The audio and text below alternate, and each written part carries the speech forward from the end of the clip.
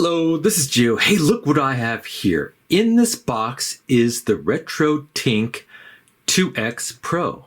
And we're going to look at this today. And here it is with the box open. So what is a RetroTINK-2X Pro? Well, this is a device that converts old analog game consoles to HDMI so you can play them on your modern day TV. And also, if you're into streaming and capturing or recording your gameplay on, let's say, your computer using OBS, etc., you can connect this to a capture device, and this will allow you to have nice video for your streaming. So before we move on, let's just look what else is in the box. Well, we have this nice little RetroTINK little cardboard thingy, and it comes with a nice little UBS cable with a connector which looks like it is for powering the device.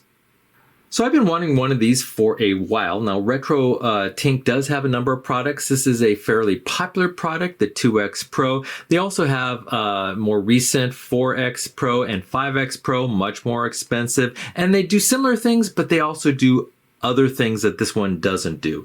This one specifically is a line doubler. It essentially turns your 240p signal coming from your console into a 480p signal that can be handled with modern HDMI TVs.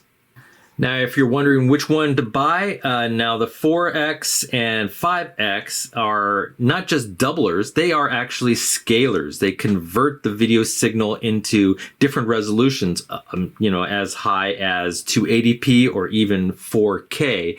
So if you're interested in that, maybe look at those. But this one, essentially, if all you want is to play your retro gaming consoles on a modern TV and have the picture basically look correct, this is the way to go. Now, as you can see here, it has 5 little RCA cables here, which suggests that it will do component, but you could do composite, component, and on the side here, you can also have a S-video input right there. Now, one thing to note is I personally do a lot of recording of old VHS tapes, and I like that kind of video. Now, this device is not really suited for kind of improving the image of those kind of videos because VHS playbacks tend to produce an unstable or jittery sync, and it's really difficult to get a good signal without a time-based corrector, which this does not have. Basically, if you just plug this into a VHS, you may lose a lot of little frames, etc. It will not be stable. Now, if you're interested in that, the 4X and the 5X actually have internal time-based correctors. Again, this one does not. And so if you're interested in that, you could also purchase a separate time-based corrector, which you can kind of attach in parallel, and that will pretty much do the job for you.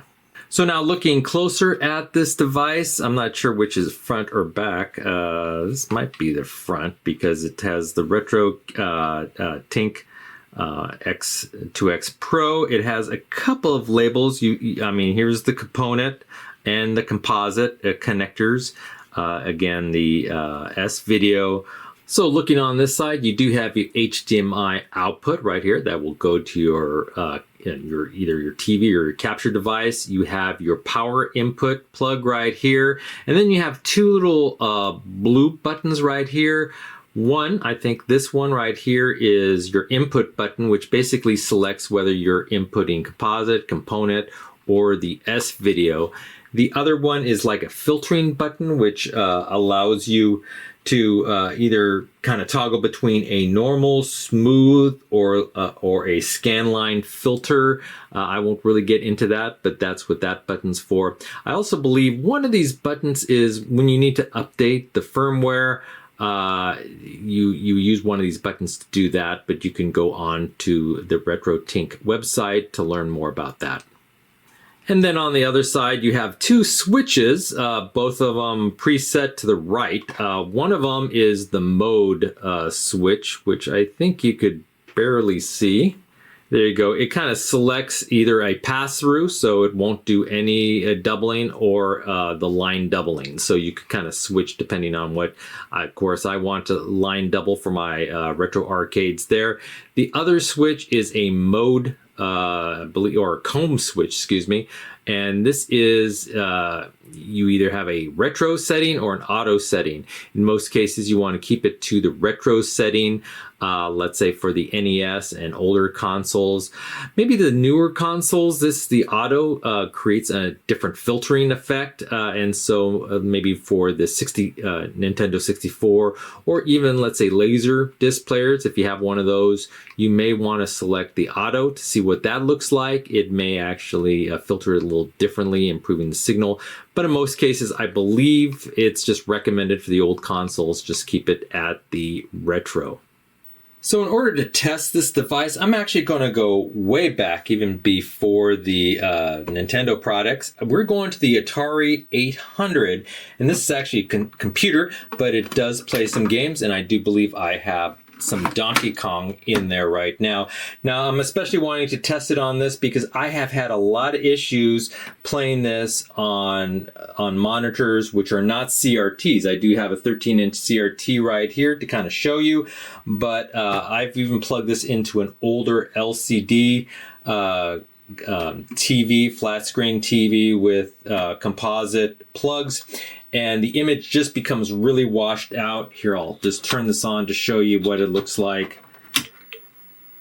on the normal CRT, if I can get this thing started. And you can see it going. I think I'll turn this down a little bit, the volume down. It's not really a sound issue, but you can see it generally shows a really nice image on the CRT. But again, on the LCD, or even, I don't even try it on HDMI high def TVs, you get a really washed out, and it's almost black and white. You can barely get a signal. So instead of using that LCD monitor, or I have several of them, but they only have the composite or S-video inputs, I want, and this has only the HDMI output, so I need an HDMI monitor. And instead of using my, let's say a big screen monitor, I actually am going to try to test it out with this DigiNow this is kind of a pass-through recorder, which you can actually either connect AV in, you can also have HDMI in, HDMI out, and this will actually, it's kind of a pass-through, and I could record the image that is being generated by this unit and actually display it on my computer for you. So this will give you the best indication of the difference in the quality. So I plugged the Atari 800 into my DigiNow right here. It's charging up, but I only plugged in the video for now. And as you can see in the settings here, I can have the AV input, which I have selected, but the movie quality, or the quality, I can only go down to 720p. So that's one of the issues with recording this. It doesn't do the 240p, but the 480p should be fine with that, even under this setting. So we'll go ahead and go back like that, and then go ahead and turn on the game. And as you can see, let me go ahead and start recording this. And as you can see, it seems a little bit washed out. I mean, you do have some color there, but it's really washed out. The quality is not very good. I've already died. And as you can see in the recording, it's just not a good, it's just not doing a good job. So we are going to try this with the new RetroTINK. Okay, so I have a lot more wires. I have my video input just in the video in right there. I have my HDMI out. I have my power plug, which is on, and you can see there's a light there. So I did plug it in. So everything's plugged in. Okay, and for the DigiNow, there's no signal, but you could see the HDMI cable is in here. And I have to, I think I already changed it to the HDMI setting, and yes I did. Hold on. So the HDMI is set there. And I'm going to just keep it at the 720p for now.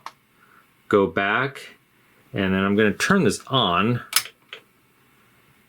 So there you go. There's the signal. However, it's kind of washed out, and I think it's because I need to switch the inputs on this. Let's see. Too many wires here. Let's see. The input, it would be... All right, so it would be this button right here. So we'll go ahead and hit that. That's black and white. Okay, so that is the input there. Okay, so we are in the composite input. Not too many wires here. And I'm just going to hit record just so you can see what's going on with this and just start playing the game. And as you can see, it seems a lot better than previous. I'm playing this with one hand, so forgive me. But as you can see, the quality seems a lot better. Only if I could live. So I do believe that I'm pretty happy with this. Now again, I'm hooking this up via, it's the difference between AV and HDMI, but it shouldn't really matter for this example.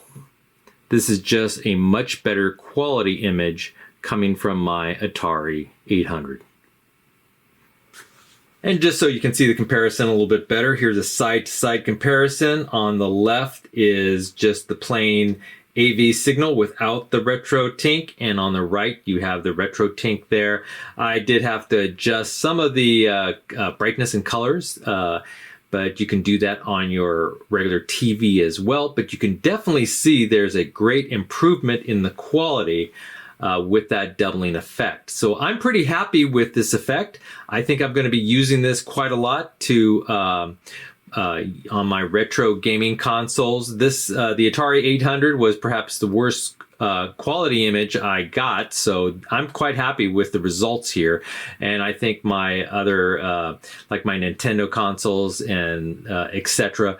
will probably do a lot better than this even. So I hope you enjoyed this video. If you did, please hit that like button at the bottom of the screen and even consider subscribing to my channel. I have many more videos to come. Bye-bye.